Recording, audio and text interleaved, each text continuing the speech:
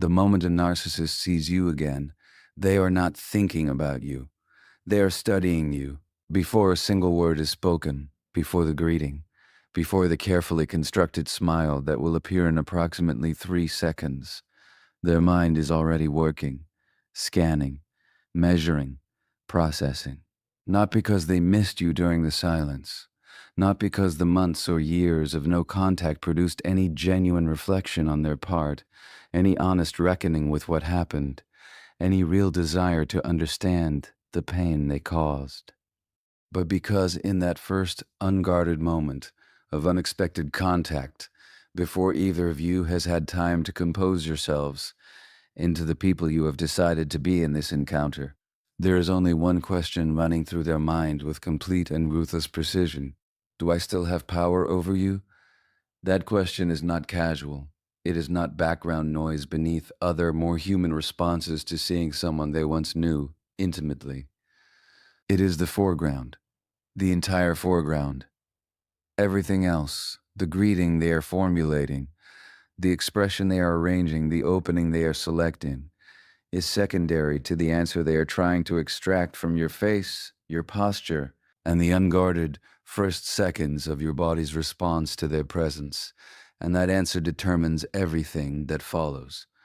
Every word they choose, every tone they adopt, every seemingly offhand comment, every sudden warmth, every subtle provocation, all of it is downstream of that single, silent assessment. All of it is selected, consciously or instinctively, based on what they found when they looked at you in those first moments and took the measure of who you have become without them. Here is what makes this so essential for you to understand, not as abstract knowledge, but as lived, embodied, practically useful understanding that you carry into every future encounter.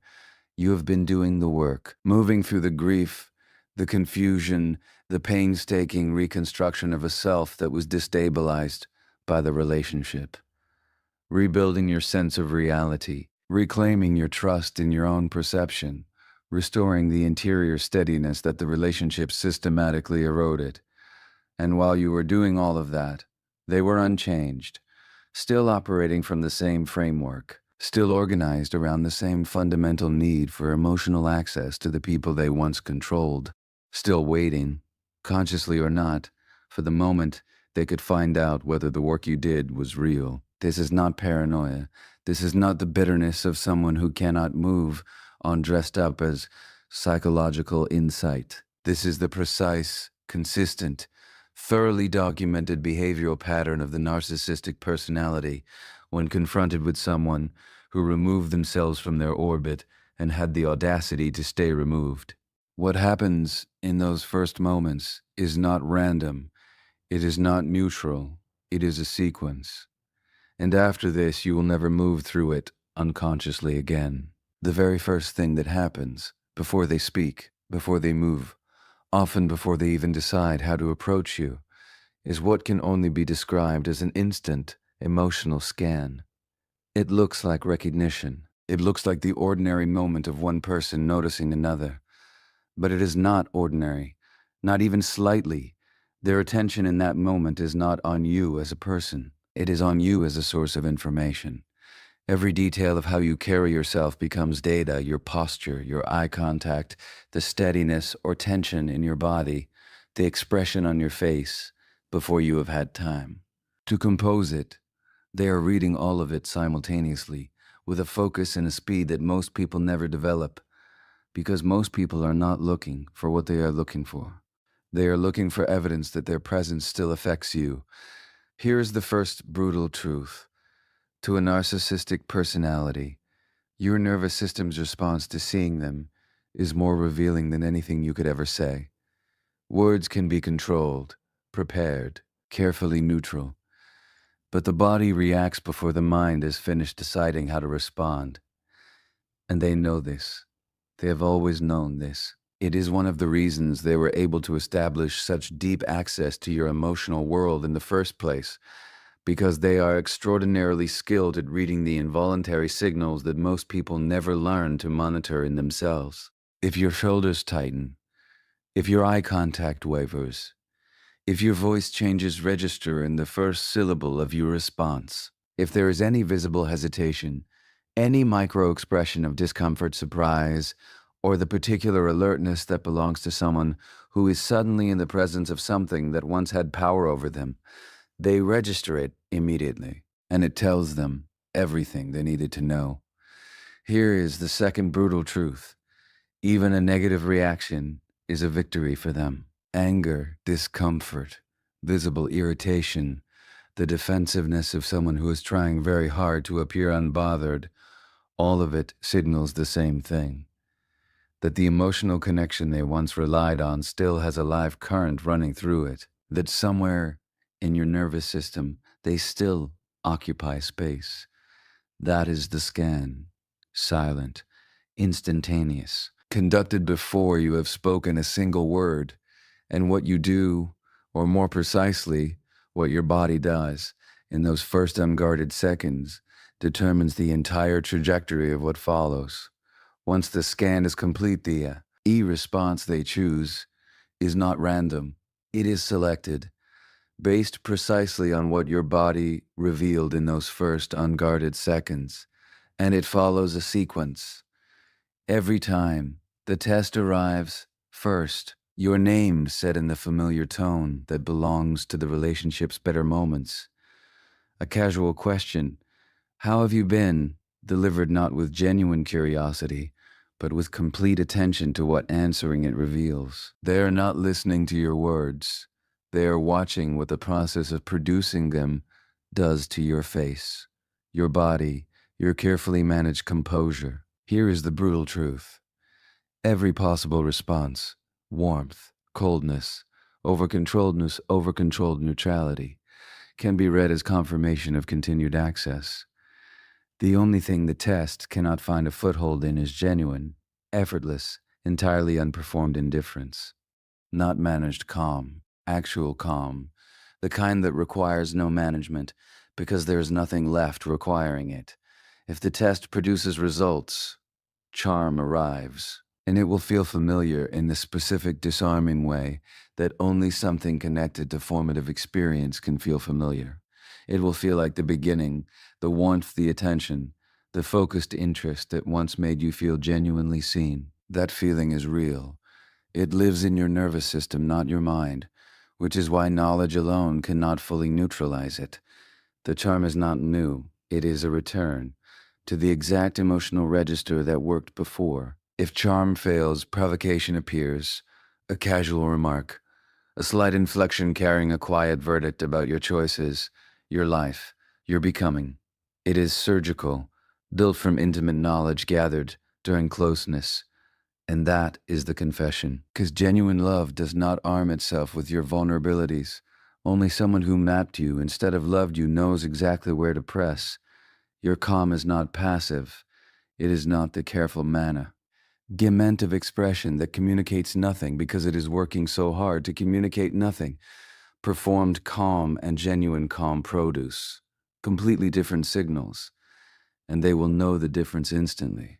Genuine calm, carried into the moment from a place of real interior restoration, is the most completely destabilizing thing you can bring into that interaction. Here is why. The entire sequence, the scan, the test, the charm, the provocation, is built on one foundational assumption, that you are still emotionally accessible to them, not necessarily in the way you were during the relationship, simply that somewhere beneath the no contact, beneath the healing, the pathways that once led directly into your emotional interior still exist in some form, still carry, however faintly, the live current they once relied on. That assumption is the foundation of everything. Remove it, genuinely, through real interior work rather than surface performance, and the entire strategy collapses. The test finds nothing to trigger. The charm finds no emotional memory to activate. The provocation finds no vulnerability to target. Here is the brutal truth about what your genuine calm communicates. It tells them that the interior reorganization that happened during no contact was real, not managed pain, not a more defended version of the same accessible person. but a fundamental shift in where your sense of self is located and what their presence now registers as in your emotional landscape, which is nothing significant. That communication, made not in words but in the only language the scan was designed to read, does something that confrontation never could. It doesn't just neutralize the encounter, it ends the chapter. Finished, not defended against, not managed from a distance. Actually, permanently, quietly finished. So here's what you do with everything you understand. Not as inspiration to carry warmly for a few days before it fades back into the general noise of your life, as a direct, immediate, actionable instruction from the most honest part of yourself to the part that has been waiting longer than it should have had to wait for the clarity to finally act. Because clarity without action is just sophisticated suffering, and you have suffered long enough. The first thing you do is stop preparing for their potential reappearance with the wrong tools. Stop rehearsing what you will say. Stop constructing the perfect response that will communicate your growth without appearing to communicate it, that will demonstrate your indifference without the demonstration itself, revealing that indifference still requires demonstration. Stop building the performance. The performance is the problem. It signals to them and to you that the encounter still constitutes an event requiring preparation. And events that require preparation are events that still carry emotional charge. What you prepare instead is your interior, specifically and honestly. You identify with the unflinching, compassionate clarity that your healing has been developing. The places where the charge still lives, not to punish yourself for their existence, not to perform a detachment you haven't genuinely reached, but to see them clearly and direct your continuing work precisely and deliberately there, because the scan only finds what is actually present. And the most powerful version of your protection is the one built not from defense, but from genuine absence of what they are looking for. The second thing you do is stop measuring your healing by how well you can manage the encounter, and start measuring it by how little management the encounter requires. That shift in measurement changes everything about how you approach the work. Management is external. IT is the skilled, effortful navigation of a situation that still has power over you. Healing is internal.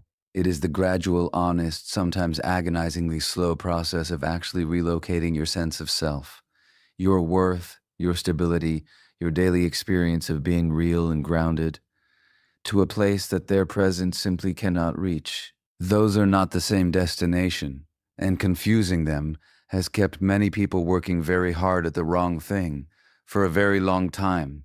Do the work that produces the second, even when it is slower, even when it is less immediately satisfying than the competent management of the surface, even when genuine interior restoration requires you to sit with things you would strongly prefer to move past. Sit with them. That is where the real freedom lives. And then, when the encounter comes, as it may, you will not need to remember any of this. You will not need to recall the sequence, activate the understanding, deploy the awareness as a conscious tool against a conscious threat. You will simply be present, naturally, completely, as someone for whom this person's reappearance is simply a moment. Unremarkable, unloaded, requiring nothing from you beyond the basic courtesies of two people, briefly occupying the same space. That moment, when it arrives naturally rather than being performed deliberately, is the proof that the work was real. Go build it.